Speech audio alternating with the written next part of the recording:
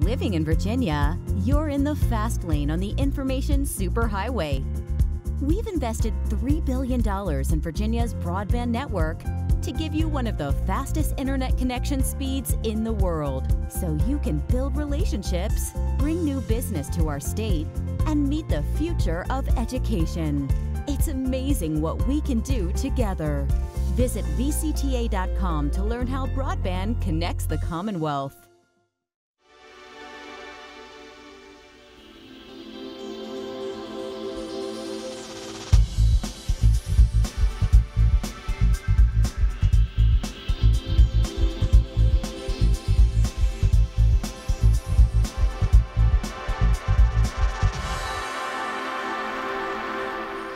Welcome to a special edition of Cable Reports brought to you by the Virginia Cable Telecommunications Association.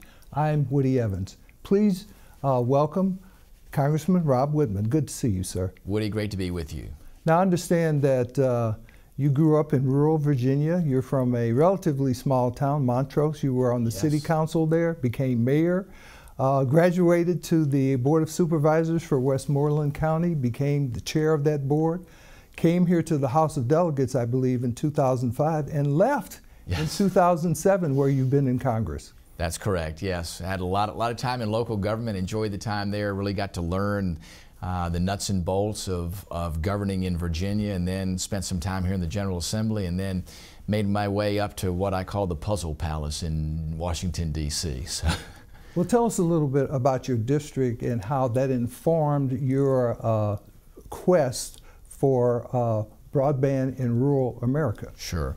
Well, you know, having come from a small rural area and seeing how important connectivity is for our rural economies, for our rural school systems, for telehealth in rural areas, it really became a passion of mine to make sure we're doing everything we can to have that access to high speed in rural areas. It really is the conduit to success for those areas. You know, when we talk about a growing economy in Virginia, the disparity really is between urban and rural areas, and it's only in access to technology. And we talk a lot about transportation. Transportation is very important, but it's only one element of infrastructure. We have to make sure we have transportation, we have broadband, that is high-speed internet access, as well as our Virginia ports. And if we do all of those things, then we really have, I think, the things necessary for an economy. And a lot of times people forget that our students, who many times have their own tablet computers now, if they go home and cannot connect to the internet, much of the assignments that they have to do can't be completed because they don't have that connectivity. And then mom and dad have to put them in the vehicle and take them to the library or to the McDonald's, wherever, to get Wi-Fi to connect, as well as making sure we have access to health care, especially specialists in rural areas. If we can do that by telehealth, which is connected by high-speed internet, we can do a lot to provide access and to bring down healthcare costs. So it really is, I think, the conduit to what rural localities need to really have successful economies, to have school systems that provide for the needs of the students and make sure we have access to affordable healthcare. And of course, you've been a leader in this effort for some time, and you formed the first district rural broadband task force. And I know you've hosted a lot of meetings that included some government officials from Washington, D.C. That's right. We try to get all the leaders that are in decision-making positions in Washington. In October of 2017, we had the chairman of the Federal Communications Commission, Chairman Ajit Pai, to come down and talk specifically about what the FCC is doing regarding high-speed broadband. What are they going to do, especially to bring it to rural areas? What are they doing administratively, that is with the regulatory framework, to make it easier for those systems to expand and to grow in all forms, and it's technology agnostic, whether it's hardwired, whether it's wireless. All of those elements have to be addressed by those federal agencies. We also had in May of 2018, the leadership from the National Telecommunications and Information Administration, better known as NTIA, which is the federal entity that looks at, how do we put in place the infrastructure for broadband. And they came down to me to talk about what they're doing to do things like update maps to understand where's the coverage in these areas, what areas are uncovered, what are they doing to help in the regulatory framework to make things easier on the regulatory realm, and then what will they do when given resources by Congress to help quickly build out these systems, or to help assist in building out these systems, along with the U.S. Department of Agriculture, which has dollars now appropriated to them for broadband build out, as well as state dollars, which are now available through VCTA, the Virginia Telecommunications Initiative, as well as private dollars. I think we have to leverage all three of those. The way we get this system built out most efficiently and in the fastest time frames is to make sure we combine federal resources with state resources and private resources, and leveraging those, I think we can really do a lot in a short period of time. Well, talk to us about these public-private partnerships, because they are critical to this effort, I take it. They are. I think there's great opportunities to leverage public dollars with private dollars to more quickly build out these systems. And specifically when it comes to capital cost, as you know, the big element to consider in business plans for access to broadband is really what's called the take rate. And the take rate is simply how many people will sign up for the service. Because like anything else, you have to have customers. If you're going to make the investment to build the infrastructure, you need to determine how many customers do I have to make sure I can pay down the capital cost, that is what I have to invest to build the system, and then how do I make sure I have enough revenue to maintain the system. What we believe is that if you take some of the federal and state dollars and help to bring down some of the capital cost from the private investors, if you bring that down, all of a sudden the business plans now make sense for you to have a reasonable rate for people to pay to get broadband. It's a one-time infusion of dollars that helps in the business plan for these systems, and again leverages to the maximum extent possible, where the federal government isn't buying, building, and running these systems, but they're assisting to more quickly get these systems built out to help leverage private capital to make sure that we attract more investment to building out these systems, to be able to bring down cost and get more customers to sign up. And that's the same thing that the VCTA dollars here in Virginia are doing. So if you combine all three of those pots of money, I think we can do a lot to really get systems built out more quickly and to most efficiently use private and public dollars. So I take it these public-private partnerships are somewhat akin to what's going on in terms of transportation up and down Interstate 95, for example, but without the tolls that people complain about. That's correct. In this situation, it's how do we attract private investment to combine with public investment? And really what it does is it assures that we can get enough customers, because customers are price sensitive, so you want to make sure that you don't have such a high price because you have high capital cost. If you can bring down the capital cost and all of a sudden the monthly rates for customers are at the attractive rate, well, they'll say, yes, for this rate I will gladly sign up for broadband. So it really is getting to that sweet spot to get as many customers on board as we can to make these systems from a business plan standpoint viable. Talk to us a little bit more about the Virginia Telecommunications Initiative. Yeah, VCTA's been a great effort. I got to give the General Assembly here lots of credit, because a couple of years ago they started with a small investment of $2 million. The next year more than doubled it to increase it. I know this year they're considering even more. The governor is also very aggressively saying that he wants to get the system built out here in Virginia in a 10-year time frame. Listen, I admire that, a very aggressive goal.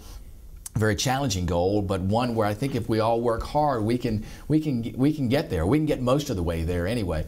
And the General Assembly sees that this is indeed an investment in the economic infrastructure of a community. It helps in our school systems. It helps with things like health care. So they see it, as we do at the federal level, as an investment and some incentive dollars to attract private investment and to make sure we get some of these projects off the ground that otherwise may languish because they just don't have any ability to get things kick-started. So I give the General Assembly lots of credit. They have been forward-thinking and understand how important broadband is across Virginia, but especially in rural areas.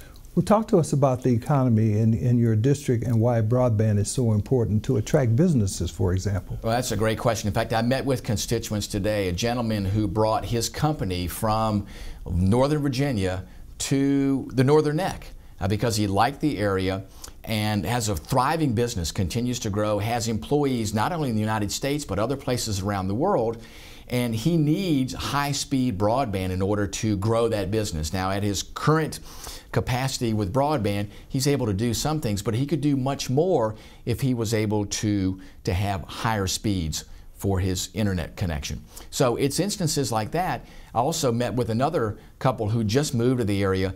As a matter of fact, a doctor that went to work at a local hospital in the Northern Neck and came there and said, listen, for me as a doctor, I really need access to high speed so I can get the most up-to-date information from medical journals, and he can get some of that at work, but he spends some time at home. So in order to attract those professionals for our hospitals and for other areas of the economy there, everybody looks at it and sees that broadband is the important connector.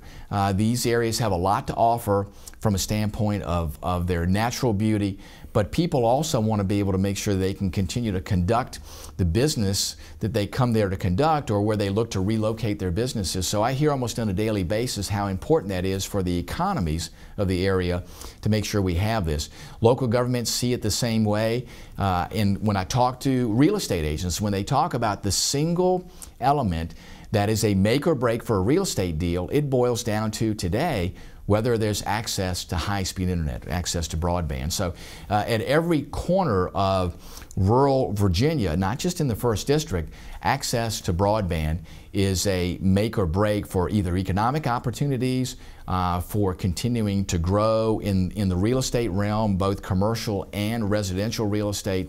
So, and local governments understand that. They are pushing very hard to make sure we get rural broadband. So I would argue that it is probably the most important factor in the rural parts of Virginia for economic opportunities, not only to attract businesses, but to get existing businesses to grow. What are some of the funding priorities that have come out of Congress in terms of rural broadband recently? Well, recently we just passed the appropriations bill that finishes this year's appropriation. It was late and we had a number of continuing resolutions and lots of debate about what should be in that. But ultimately, there are about $660 million that are in that bill specifically for rural broadband. So that's a good first start. I think the bill to totally build out the broadband system across the United States is probably between 60 and 80 billion dollars. 60 and 80 billion. Billion, yeah. So this is a good first start, but it is, as you can see, in comparison to what it would take to do it across the United States. But remember, these are dollars that I think we can leverage with state and private dollars. So you don't expect the federal government to do it all. In fact, I don't want them to be building systems to compete with private entities or to build duplicative systems on ones that are already there. We need to leverage those dollars in the best way possible to get these systems built out, but attracting private dollars to do that. So I think this is great. We've encouraged Department of Agriculture to include in their regulations on how they're going to administer this money to make sure that they give priority to these public-private partnerships and getting these systems built out. So I think those are great ways to do that.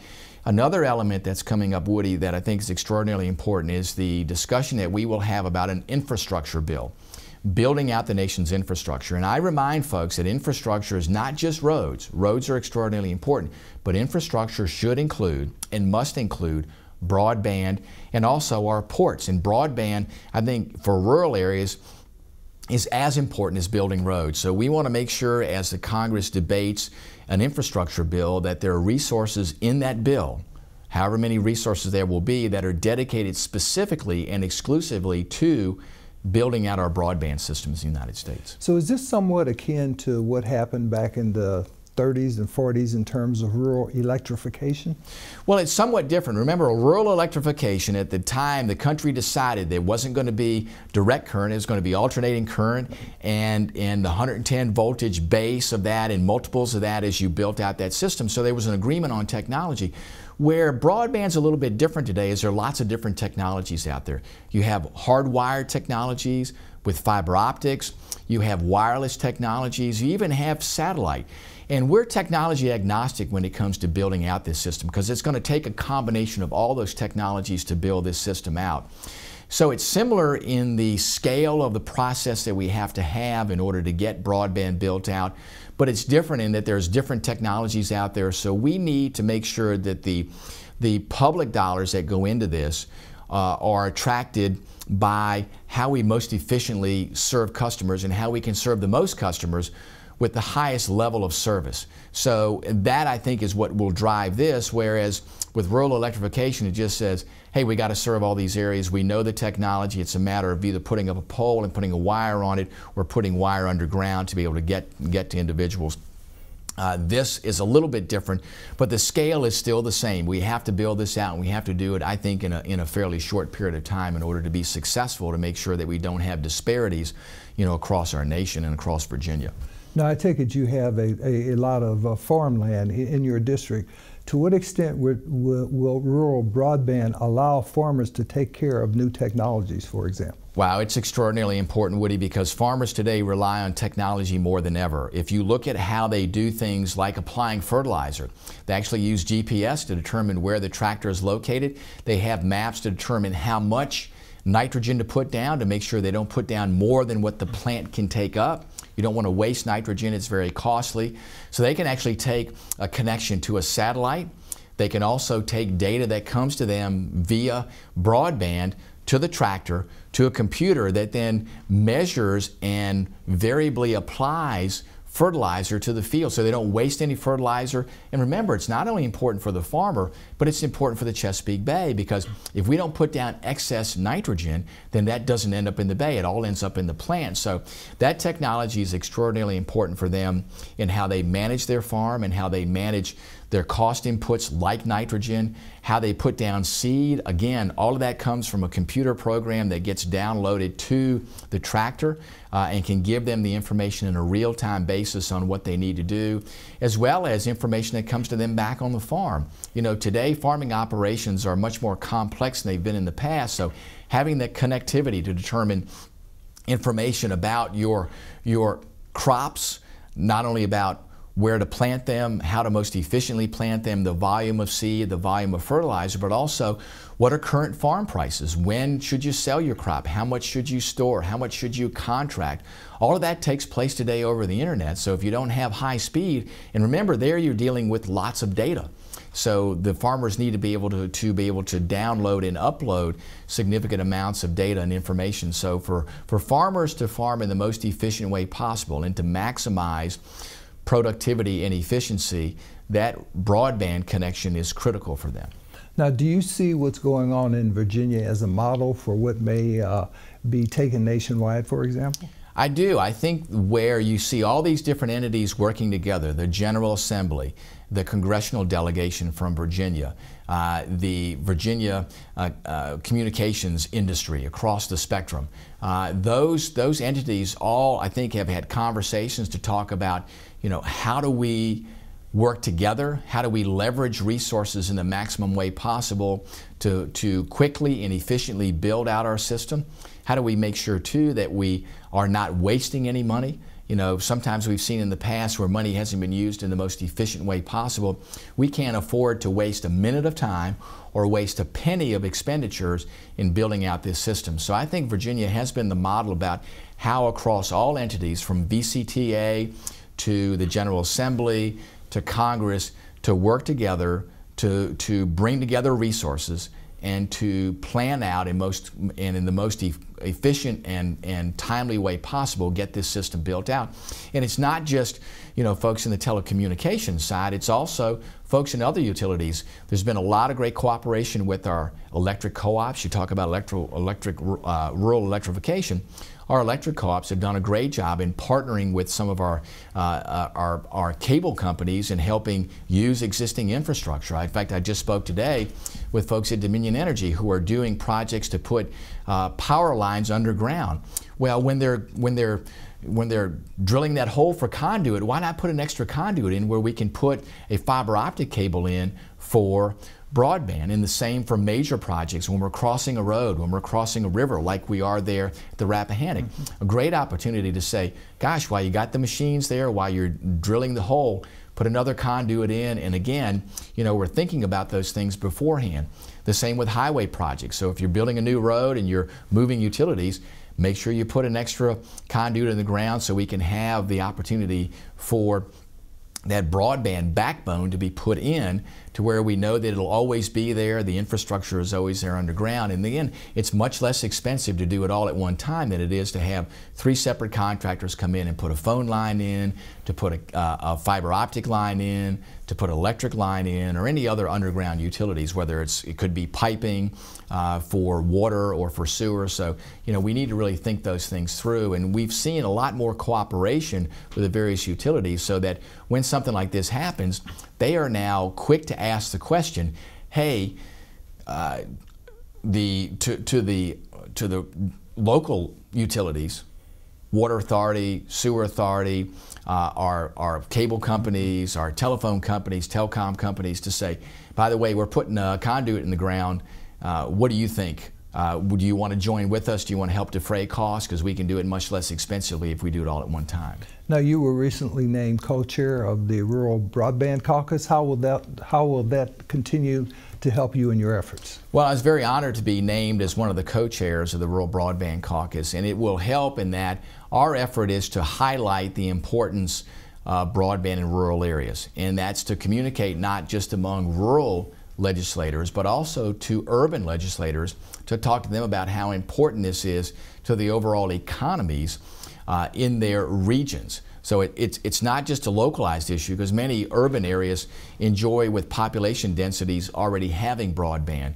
But we understand too that it takes some of the pressure off of the resources that come from the urban areas that go to rural areas if they help rural economies by building out broadband. And it helps too, both with the education systems, it helps too with telemedicine, so the providers that may be in more populated areas can access patients in less populated areas to make sure all students have equal access to educational opportunities. So, this gives us an opportunity with this caucus to engage not just people with like interests, but also people in other areas that may not fully understand where the needs are in rural areas, but we can communicate to them how important it is for them to be supportive of rural broadband, because there is a benefit to urban areas also. Let's focus a little bit more on education, especially at the K through 12 levels. There's been talk here in the General Assembly about virtual schools. Mm-hmm. Obviously, you need high-speed internet access to do that.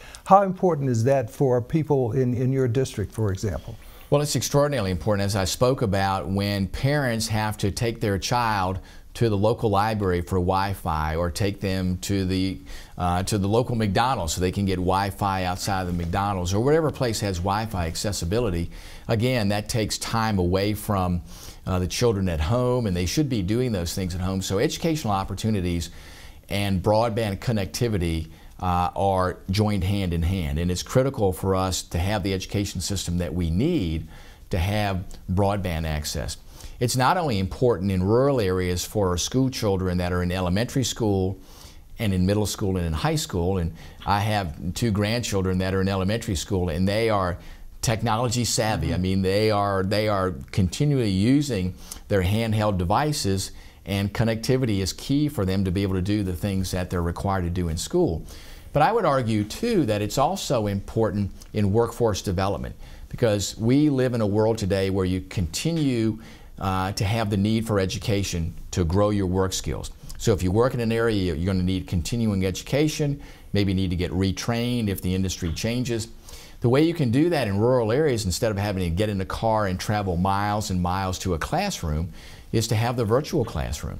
So now you can have adults in adult education, or even high school students or college students that can access additional coursework to either retrain or to get additional educational opportunities to help in their work skills. So it's important for our students in elementary, middle, and high school, but also for adults and for college students to be able to obtain the skills necessary to be successful in the workplace. I want to take advantage of your expertise as a result of your chairing a very important subcommittee. You're now the ranking member on the C-Power subcommittee, but I want to know where we are in terms of readiness, mm-hmm. especially in terms of our Navy, because I understand that China is really ramping up in terms of the number of vessels mm-hmm. it's in the process of building.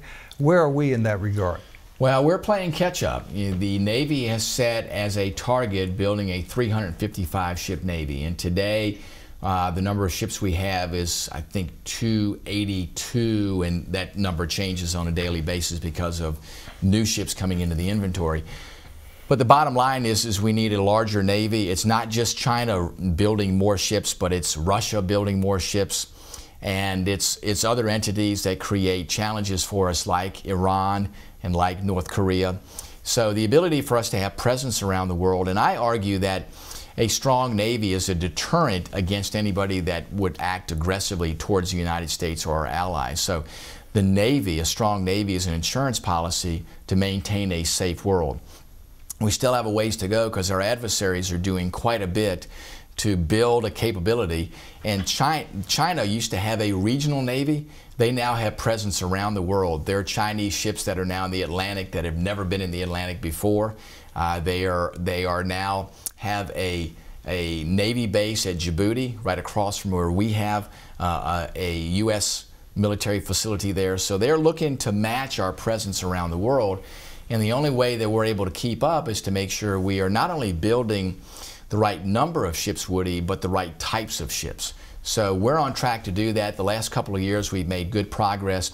We've actually found some ways to save money. The Navy recently signed a contract after direction from Congress and our effort on sea power, and I led that effort there to make sure we're buying aircraft carriers 2 at a time. We used to do that back in the 80s. By buying aircraft carriers now 2 at a time, we've actually saved $4 billion. $4 billion. $4 billion. That's a significant amount of money that we can either use elsewhere in the military or use in other areas of the budget.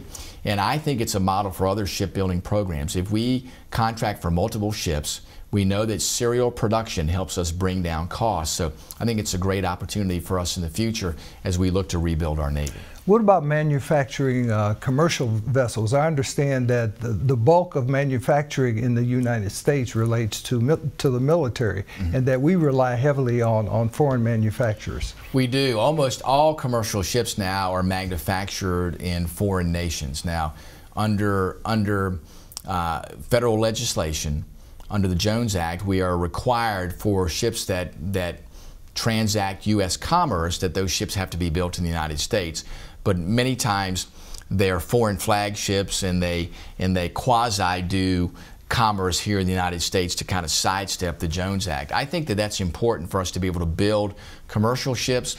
The Navy needs to rebuild its support fleet, so its transport ships, those ships that are part of the Maritime Security Force, which are ships that we can surge or bring in from private carriers, but that are U.S. flag, and then the ready reserve fleet. So if we have to take supplies or soldiers or sailors or Marines or airmen to foreign areas, we put them on ships and take them there. So that fleet has atrophied, so we're in the process of rebuilding that fleet. We don't have capacity in our U.S. shipyards right now to do that, so we are giving the Navy permission to buy some used ships that are foreign flag, but we'll bring them back to the United States.